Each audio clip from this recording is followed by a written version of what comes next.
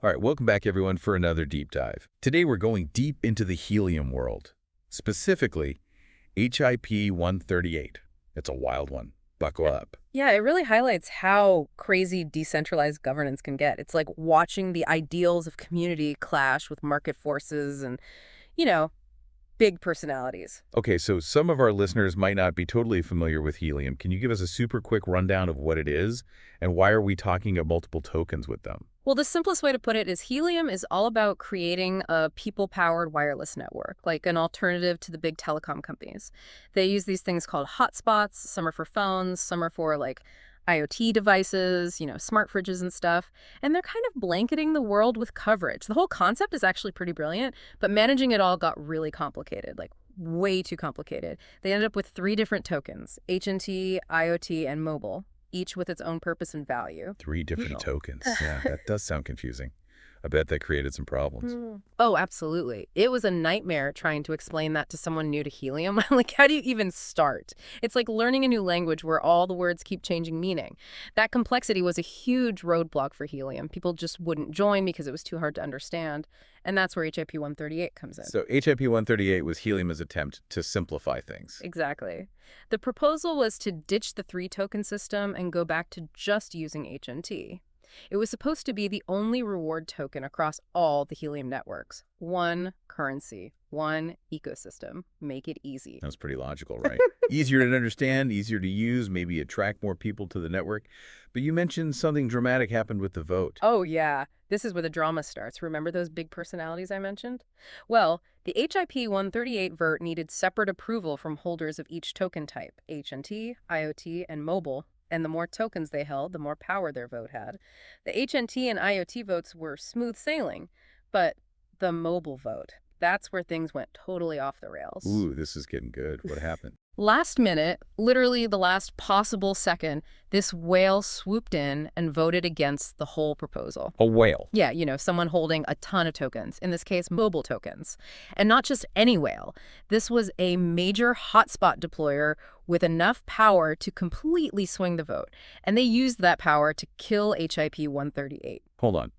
One person or one company or whatever could just derail a huge change like that for the whole helium network. Kind of scary, to be honest. Why would they do that? Honestly, nobody knows for sure. Some people think they just didn't get what the proposal meant. Others think they did it on purpose to mess things up. Maybe they were making money off the old three-token system. So we've got this super complicated system with three tokens, and then we've got the human element, power dynamics, potential manipulation. This is better than a TV show. So what happened next? What were the immediate consequences of that no vote? The most immediate impact was on the mobile treasury. Think of it like a big pool of money backing the mobile token. HIP 138 would have added a ton of HNT to that treasury, which would have helped keep the mobile token stable. But since the mobile part of the vote failed, the treasury didn't get the HNT. So this whale potentially messed up the entire mobile token ecosystem. That's a pretty big deal. What about all the people who own those mobile tokens? Were they just left hanging? Well, the proposal actually had a way for people to convert their IoT and mobile tokens into HNT, kind of like exchanging currency when you travel to a different country. Same value, just different form. The idea was that everyone would eventually just use HNT for everything. So they had a plan, but this last-minute vote threw a wrench into everything. Yep, pretty much. And it makes you wonder about the whole way helium is run. Is it really decentralized if one person can have so much control? How do you stop stuff like this from happening again? Those are some of the questions we're going to tackle next time as we dive deeper into the funk out of HIP 138. All right, so let's break down exactly how this HIP 138 would have affected the people running the different types of hotspots. Yeah, happy to dive into that. It's, well, it can be a bit complicated. There's some nuances. No worries, we're ready for it.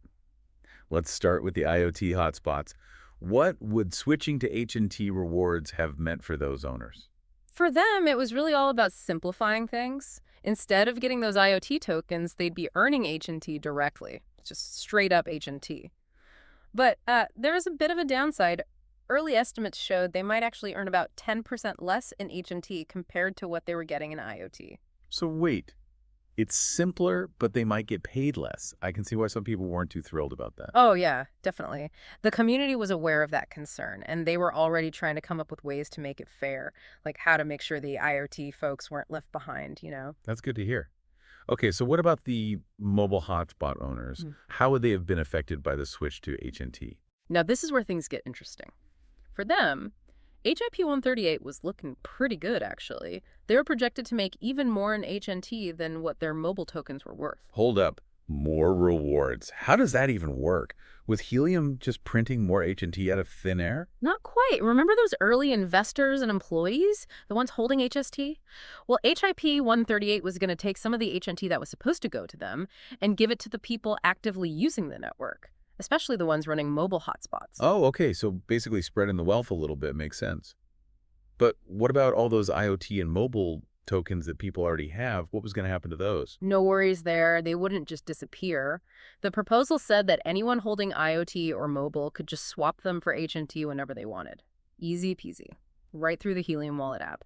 Like, think of it like exchanging your dollars for euros when you're on vacation. You still have the same value, it's just a different currency. So they were trying to make the transition smooth, get everyone onto HNT. But what about the value of IoT and mobile after the switch? Did they just become worthless? To prevent that, the plan was to create a special treasury, backed by HNT, specifically to support the IoT and mobile tokens. Almost like a gold reserve for a regular currency. Yeah, This HNT treasury was supposed to keep those tokens stable even though they wouldn't be earned as rewards anymore. right, a safety net. Right. Smart. Okay, so if I wanted to switch my tokens to HNT, what's the exchange rate? How does that work? Well, they were going to figure out the exact rates for converting IoT and mobile into HNT after HIP 138 went live. It would all be based on how many of each token were out there. The whole thing was designed to be totally transparent so everybody would know what their tokens were worth. It sounds like they were trying to make sure everyone was happy. A win-win for everyone in the Helium world. That was the hope, yeah. Make things simpler, easier to use, reward the people actually building the network. But well, as we saw, even the best plans can get messed up, sometimes by one powerful person. Right. That whale really changed everything. It's crazy how this whole thing shows how complicated decentralized governance can be. You want everyone to have a say, Yeah. but then you have these powerful players who can just change everything. Makes you think, you know? It really does. It's like, is it really decentralized if that can happen? How do you stop that kind of thing in the future? Really important questions to think about. And that's exactly what we're going to do after the break. We'll be talking about the future of the mobile token and if there's any chance of saving what HIP 138 was trying to do. Okay, so what happens now? What about all those mobile tokens out there? And is there any way to still make Helium simpler, like HIP 138 was trying to do? The Helium community is really good at bouncing back from stuff like this. They're already talking about a new HIP, like a HIP 138 version 2.0, to fix the problems caused by that whale. So like a HIP 138.5 to patch things up? What would that even look like? The main thing would be to make sure that mobile treasury gets that HNT it needs, the backing, that could stabilize the mobile token and get things back on track. Kind of like cleaning up the mess after that surprise explosion. Exactly. But, this is all part of how decentralized governance works. It's not always pretty, but the community figures things out, adapts. That's what matters. This whole HIP 138 thing has been a wild ride. We thought we had this perfect system where the community makes all the decisions, but then you see how complicated it gets with real people, real money, emotions running high. It just shows that even with blockchain and all this decentralized tech, we can't escape human nature, right?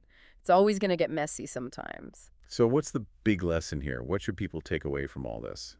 For me, it just highlights that decentralization is a really powerful idea, but it's not perfect. It doesn't just solve all our problems automatically. It takes work, you know? You need the right systems in place and a community that actually cares and participates and adapts when things change. Yeah, and maybe a little bit of healthy skepticism too. Got to remember that even in decentralized systems, things can get manipulated. Absolutely. Don't be afraid to ask questions. Do your own research. Don't just blindly follow the hype. It's up to all of us to make sure decentralization works the way it's supposed to. Couldn't have said it better myself. Yeah. Well, there you have it, folks. Our deep dive into the world of Helium, HIP 138, and the crazy ride that is decentralized governance. We covered a lot today. Technical stuff, surprises, and some big questions about the future of these community-run networks. And it's not over yet. Definitely not. Oh. We'll be keeping an eye on how the Helium community deals with all this. It'll be interesting to see what happens. For sure. And to everyone listening, we want to hear from you. What do you think about the future of Helium? Do you think decentralized governance can really work, or does this whole thing show that it's just too risky? Yeah, share your thoughts. Keep learning. This is all happening right now. and everyone's voice matters. Thanks for joining us on this deep dive.